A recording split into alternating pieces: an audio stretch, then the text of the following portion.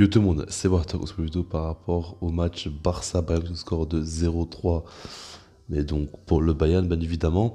Donc c'est encore une fois une grosse défaite pour le Barça. C'est compliqué pour moi à chaque fois d'en faire des vidéos, d'en parler. Ça me démoralise complètement. Mais c'est un peu normal que j'en fasse des vidéos aussi. Parce que vous en demandez et parce que j'ai surtout envie d'en parler et de donner un petit peu mon avis sur la situation actuelle du club. Ça, j'aime beaucoup le faire. Et donc voilà, on va commencer directement par les compos. Alors, côté Barça, la vraie surprise, on va dire, même si on s'attendait déjà, c'est que Piqué joue. Moi, j'étais pas pour du tout. Mais bon, on s'en doutait avec Ronald Koeman. Et après, au niveau de l'attaque, Luc de Jong a joué. Alors ça, on savait pas trop qui allait jouer. Là aussi, j'avais dit dans ma vidéo avant match que je m'en doutais. Mais on pouvait voir peut-être par exemple un Demir ou quoi. Finalement, ça a été Luc de Jong qui fait sa première donc en Ligue des Champions face au Bayern Munich. Mais bon, voilà, maintenant par rapport au match, alors la première mi-temps, ça a commencé d'une manière dont je ne m'attendais pas forcément, parce qu'en soi, les 10-15 premières minutes de jeu, le Barça n'a pas été si mauvais que ça, hein. Ils n'ont pas énormément subi ou quoi. Même au contraire, ils avaient la possession, ils étaient pas si mal que ça dans le match. Après, ce qu'il faut dire, c'est que moi, je m'attendais vraiment à ce que le Bayern presse énormément le Barça, joue très très haut et tente absolument d'agresser beaucoup le Barça. Au final, on a vu une équipe du Bayern assez gentille, hein, franchement. Par rapport au Bayern de Flick, le Bayern de la Nagelsmann est beaucoup plus, on va dire, équilibré. Après, en Bundesliga, c'est différent. Mais en tout cas, en Ligue des Champions, on a vu que c'est une équipe bien plus équilibrée et qui veut surtout gagner, tout simplement, et pas marquer le plus de buts possible. Parce que Flick, c'était clairement marquer le plus de buts possible et attaquer sa proie, la tuer, et même quand elle est encore morte, enfin, quand elle est morte, encore mettre des coups de couteau. C'est à peu près ça l'idée, quoi. Là, maintenant, c'est un peu différent.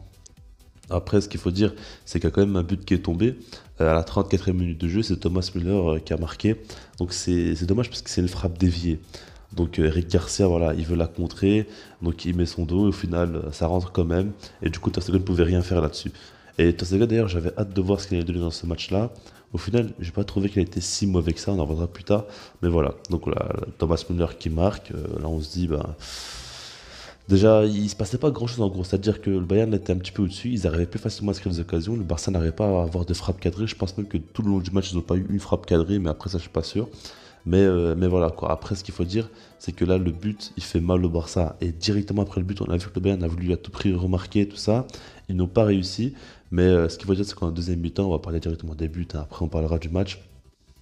Lewandowski met un doublé, donc le premier arrive à la 56e minute de jeu. Si je ne me trompe pas, c'est Gnabry qui frappe sur le poteau, en tout cas, ou peut-être Moussiala. Je pense que c'est Moussiala. Ouais, c'est Moussiala parce que c'est le deuxième but où c'est Gnabry. Ben, Moussiala frappe sur le poteau et après Lewandowski était bien placé et il n'y avait plus le gardien, donc il n'avait plus qu'à la pousser au fond. Là encore une fois, Ter Stegen n'est pas fautif sur ce but-là. On peut rien lui reprocher. Et après, par contre, le troisième but, là, c'est donc Gnabry qui tire sur le poteau. Ça revient sur Lewandowski, mais là, Lewandowski, il n'a pas directement qu'à la mettre. Il doit quand même éliminer Piqué. Piqué, je comprends pas, avec toute son expérience, comment c'est possible qu'il se fasse crocheter comme ça. J'en peux plus, en fait, Piqué. C'est pas normal d'être aussi bête comme ça avec l'expérience qu'il a. Je comprends pas. Qu'est-ce qu'il nous fait? Mais bon, bref. Il se fait éliminer très facilement. Et après, donc, Lewandowski qui frappe. Mais là, c'est une frappe déviée. Donc, c'est une frappe qui va sur le poteau et après c'est une occasion de but, plus encore une fois une frappe déviée. Donc ça fait mal pour le Barça, ils n'ont pas été très chanceux, il n'y a pas eu de réussite dans ce match-là, pas du tout. Mais après voilà, c'est pas que par rapport à ça qu'ils n'ont pas gagné le match non plus, on va pas exagérer. Mais voilà, après la Ter Stegen, on pourrait dire qu'il aurait pu sortir plus vite sur Lewandowski ou quoi. Et c'est vrai, franchement, il aurait pu tenter le coup. Maintenant, ce qu'il faut dire, c'est que là-dessus, encore une fois, il ne peut pas faire grand-chose, quoi. La frappe est déviée et ça fait que, en gros, il est pris à contre-pied. Mais bref, maintenant, par rapport au match, ce qui est intéressant, c'est que Ronald Koeman a essayé de réagir et il a fait quand même pas mal de changements. Donc, on va parler un petit peu de ça. Mais juste avant de parler des changements, par rapport au style de jeu du Barça, je sais très bien que beaucoup de gens ne vont pas être d'accord par rapport à la façon dont ils ont joué. On a eu une équipe du Barça qui n'a pas voulu prendre de risques, tout ça. Ça, on l'a vu clairement. Mais moi, franchement, ça va peut-être vous paraître bizarre ce que je veux dire, mais je comprends le Barça. Franchement, c'est logique. Avec tous les absents qu'il y a, avec toutes les incertitudes qu'on a cette saison, avec les joueurs qui sont sur le terrain mais qui ne sont pas à 100% type Piqué, Alba, avec toute la situation actuelle du club, c'est normal que le Barça ne vienne pas jouer à un football champagne, tout ça. Alors ça tourne en Camp Nou et ça fait mal de voir une équipe nous dominer comme ça au Camp Nou et ça fait du mal de voir le Barça autant galérer à la maison en Ligue des Champions. On n'a pas l'habitude de voir ça, on n'a pratiquement jamais vu ça. Mais c'est comme ça, par rapport à la situation actuelle du club, il faut l'accepter et ça va prendre un petit peu de temps pour que ça revienne. Dès cette saison, ça peut être beaucoup plus fort, mais pour l'instant, le principal est que les joueurs ne subissent pas une énorme émulation. Pour moi, 3-0 comme nous, ça fait quand même très très mal. Maintenant, ils pourront s'en remettre. Et donc voilà, maintenant par rapport au changement, donc on a eu d'abord Gavi qui est rentré à la place de Sergio Busquets, et en même temps Youssouf Demir qui est rentré à la place de Sergio Roberto. Alors Busquets et Roberto, je parlais un petit peu de leur match, hein, franchement, Sergio Roberto, ben, je ne m'attendais pas à autre chose que ce qu'il nous a proposé. C'est-à-dire, c'est un joueur quand même très mauvais, ça on le sait, il joue tout le temps en arrière et il crée jamais de danger. En fait, c'est un joueur tellement prévisible qui provoque aucun danger et le côté droit est complètement bloqué à cause de lui parce qu'il y avait Luc de Jong en tant qu'attaquant et Sergio Roberto en tant que piston. Donc là, le côté droit était complètement inutilisable. Donc du coup, match catastrophique de sa part. Après, Sergio Busquets, ce que j'ai pas aimé, c'est sa nonchalance. Parce que sinon, il n'a pas été si mauvais que ça. Mais des fois, il nous fait des bêtes passes où il les rate. Alors qu'on sait très bien que Busquets ne rate pas ce genre de passes-là. C'est parce qu'il est un peu trop nonchalant, tout ça. Il n'est pas assez sérieux, assez appliqué. Et je comprends pas qu'est-ce qu'il lui faut. Je comprends pas combien d'humiliation il lui faudra pour qu'au bout d'un moment, ils finissent par se réveiller. Ça, vraiment, je n'arrive pas à comprendre comment c'est possible que Busquets, encore aujourd'hui, ait nonchalant sur un terrain de foot après tout ce qu'il a subi comme humiliation et après tous les matchs catastrophiques qu'il nous a sortis avec le Barça. Ça, je ne le comprendrai jamais. Maintenant, il y a un autre double changement qui est arrivé. C'est donc Eric Garcia et Luc de Jong sont sortis pour Mingueza et Philippe Coutinho. Alors, Eric Garcia, il n'a pas fait du tout un bon match, franchement, mais il n'a pas non plus été catastrophique. Après, c'est vrai que je commence à me poser des questions sur son poste de défenseur central. Je sais pas, mais des fois je trouve qu'il manque un peu plus d'agressivité, il manque plus de présence dans les duels, tout ça. Après, il est encore jeune, il peut progresser, mais j'ai quand même quelques questionnements par rapport à lui. Luc de Jong, je l'avais dit dans ma vidéo avant match, c'est pas du tout le profil adapté. Ronald Koeman a fait une erreur là-dessus. Après, faut pas non plus trop lui en vouloir parce que Braithwaite aussi est blessé, Agüero est blessé, Fati est blessé, Dembélé aussi est blessé, Coutinho revient à peine de blessure, Youssouf Demir est tout jeune et devait de base même pas jouer avec l'équipe première, donc il n'y avait pas non plus des solutions si folles que ça, mais voilà, on pouvait s'en douter qu'il n'allait pas réussir ce match-là.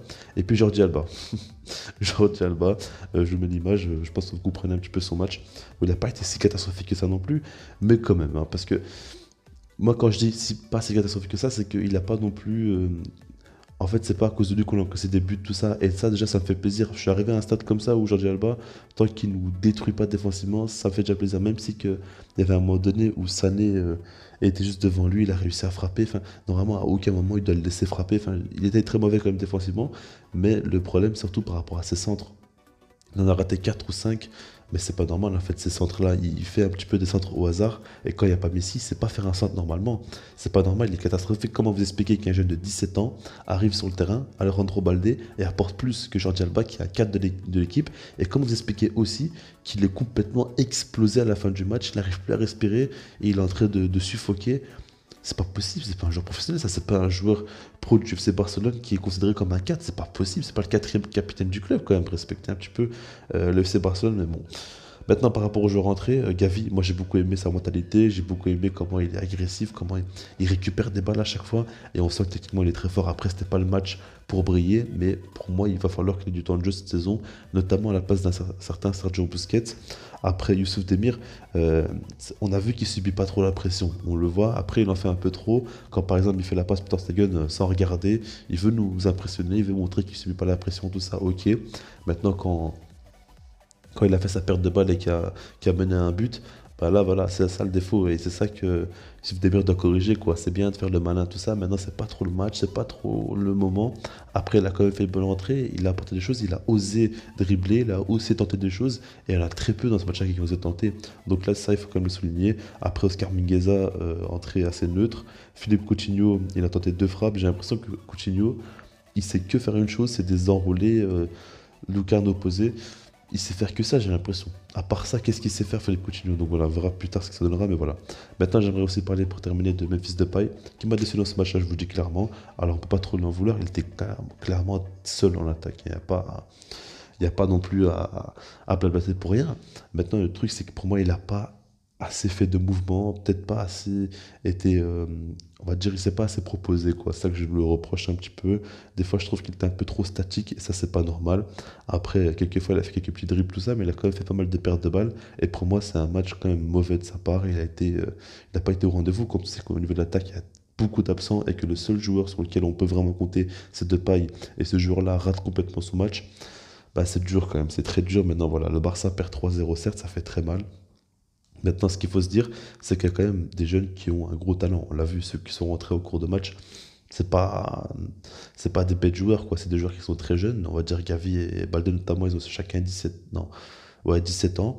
Et pourtant, ils montrent quand même de très belles choses et ils prouvent clairement qu'ils ont un avenir. Pour moi, par exemple, Balde doit clairement prendre la place de Jordi Alba. Il a vraiment un gros talent et en plus de ça, Alba est catastrophique. Après, Demir pourrait mériter d'avoir un petit peu de temps de jeu. Gavi notamment aussi.